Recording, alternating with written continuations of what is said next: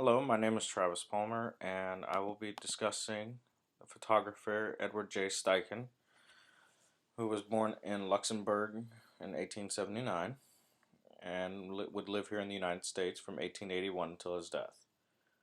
The photograph here on the right is one of the first photographs he took. It's a self-portrait made in 1899, and it's interesting to know that this photograph would later become kind of a vehicle for him doing abstract, but we'll get into that here in just a short time.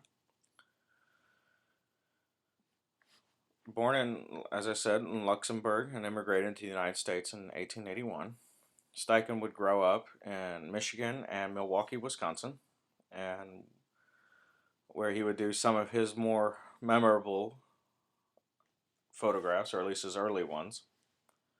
But Steichen was also apprenticed in Paris for painting and photography, which would later become more about photography than painting, but both would be instrumental in the photographs he would make later in life.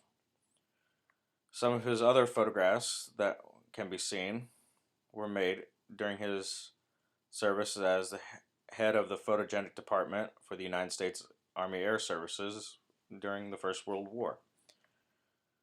Steichen would also make a big name for himself later when as the curator of the Family of Man exhibition in New York City. And then in 1973 he would die at the age of 92. This quote by Steichen really describes his view of photography, but it also describes his process from going from a more pictorialist to a more modern photographer. As Steichen stated, that when he first became interested in photography, not only did he think it was the whole cheese, which means the whole deal, but he had the idea that it should be recognized as one of the fine arts, which brings about his pictorialist work. But then later on, it was more about just photography and the mission of photography so that he could explain from one person to another. The relationship between Edward Steichen and his partner Alfred Stieglitz goes back many years.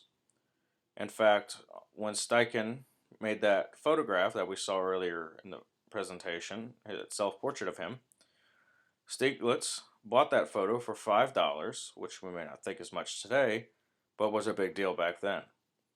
Now this photo here is a little bit out of order, but it is a great photo of Alfred Stieglitz, which was made by Edward Steichen just shortly before their studio would close.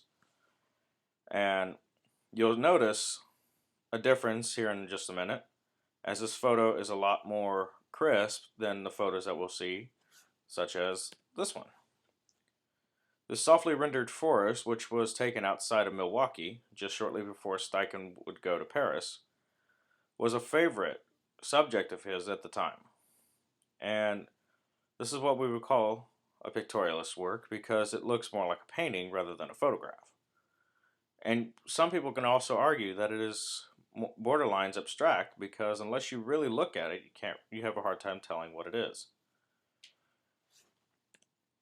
This photograph here as well was made when Steichen was still an active photographer, or I'm sorry, active painter. The photograph, the purpose of this photograph was to show that painting and photography are equal to one another, which explains why in this photo Steichen is holding a paintbrush and a paint tray. And it's making a statement about the quality of photography and painting. This photograph here, also very pictorialist, made in the same year as the self-portrait, and is called The Little Round Mirror. This was part of a series of photographs, and they were all nude photographs and made of the same person, which her name is Rosa, is believed to be Steichen's lover. It was never really proven, but when Steichen got engaged, Rosa committed suicide.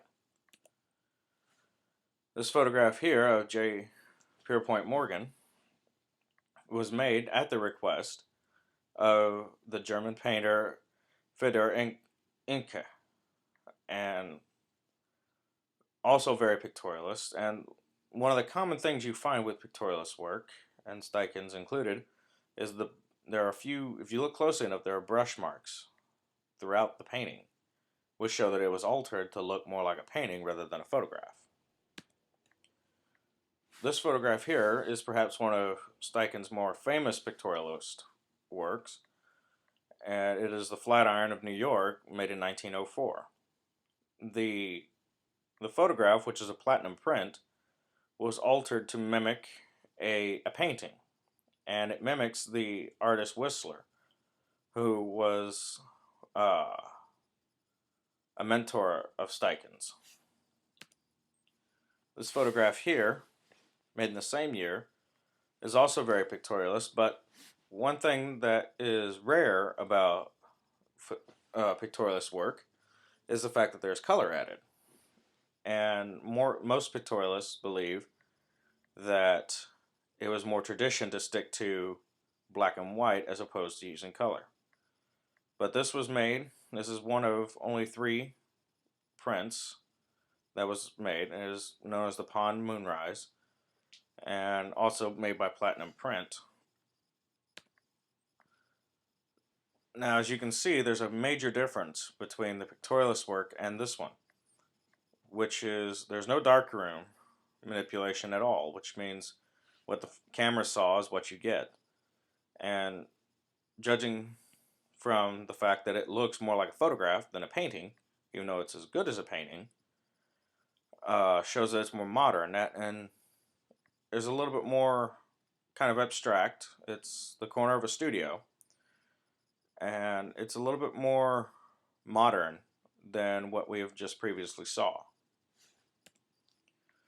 As well as this would become Steichen's biggest breakthrough as far as advertising and photographing celebrities, in this case Gloria Swanson. And you can see that there's a major difference because Steichen is now experimenting